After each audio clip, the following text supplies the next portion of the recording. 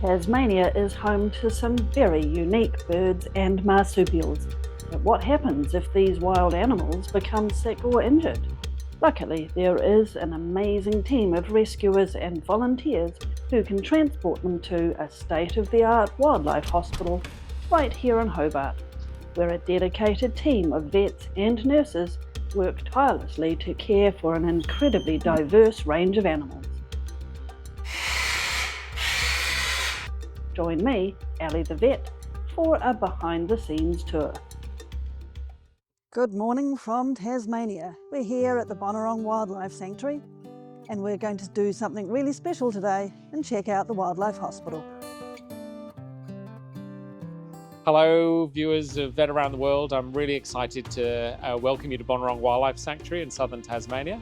I'd like to take you on a little bit of a journey and actually show you an experience that we call The Journey, just as a way of explaining to you how our busy wildlife hospital operates in the broader context of this amazing sanctuary that we have here. So come with me and we'll take a little walk around.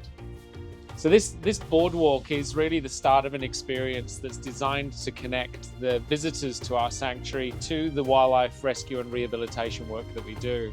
On average, we receive around 20,000 calls for animals in distress each year, and a fairly significant proportion of those animals will actually travel to this location and go through our busy wildlife hospital.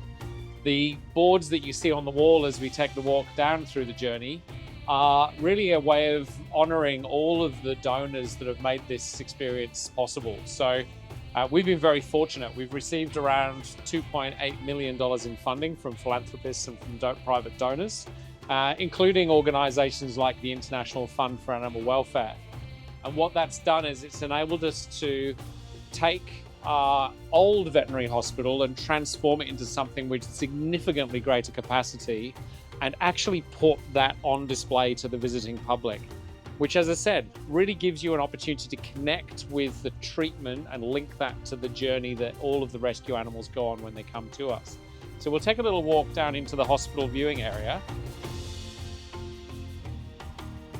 This has been designed with disability access in mind. So again, giving people who ordinarily might find it hard to experience these sorts of things, but really giving them the opportunity to connect and get up close and personal with the wildlife hospital. The first window that you come to is our surgical theatre. You can see that it looks a little bit Spartan at the moment because we like to keep it empty and clean and wheel out all of the kit that we need for surgery when we need it. We have audio-visual displays that explain what the purpose of each of the buildings in the hospital are. And then you come to our first treatment room. This is by far the busiest room at Bonorong Wildlife Sanctuary, seeing around about 2,500 animals each year.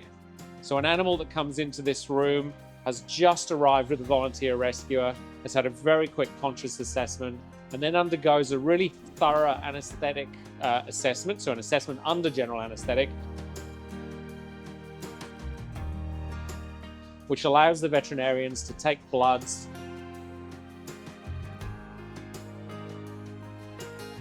undertake Xrays, really test the range of motion in limbs and wings, and really try to get to the bottom of what is it that has led that animal to come to us for treatment. An animal that is determined to or deemed to have need to go to surgery will obviously be transferred into the surgical room. But ordinarily that 45-minute assessment kickstarts a process of rehabilitation, which in some cases can take many, many months. We're very fortunate at Bonorong, again, thanks to the work of our donors, to be able to afford a second treatment room. And what this simply means for us is that during our busy peak season summer, which starts around the 1st of November and goes all the way through to the end of March, we're actually able to employ 2 vet teams at the same time. And that means that we have a greater capacity and a greater ability to get through the busy caseload.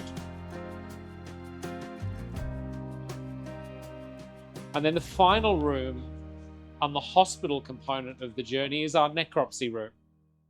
And interestingly, this is one of those rooms that seems to attract a lot of interest from our guests. People really enjoy the experience of seeing science in action.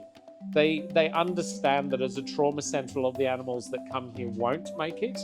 but they can see that there is hope for us in the sense that we can undertake autopsies, we can take samples to send to laboratories, we can learn about what led the animal down this path, and we can improve our treatment protocols, we can undertake research into emerging diseases.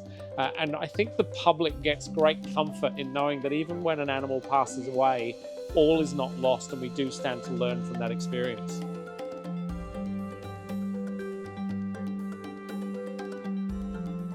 People that visit this experience are then encouraged to continue into an area that was essentially our old hospital, and this building's been converted into a wildlife nursery. So as you turn the corner here and look through the window, you can see a bank of humidicribs and containers, all carrying animals that are currently in intensive care.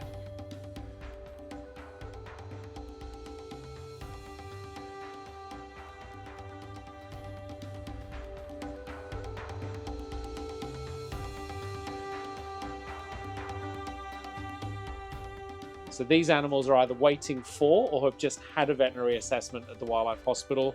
And from this point forward, we'll go to care with a registered wildlife rehabilitator off-site.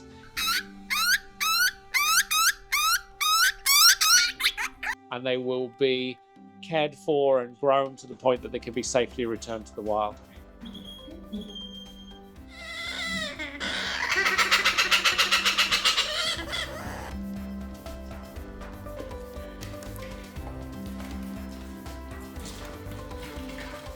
Many thanks to the whole team from Bonorong Wildlife Sanctuary. You do an incredible job.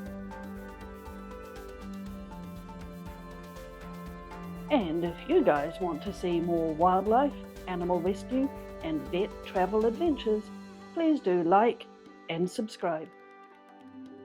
Your support really helps us to help the animals.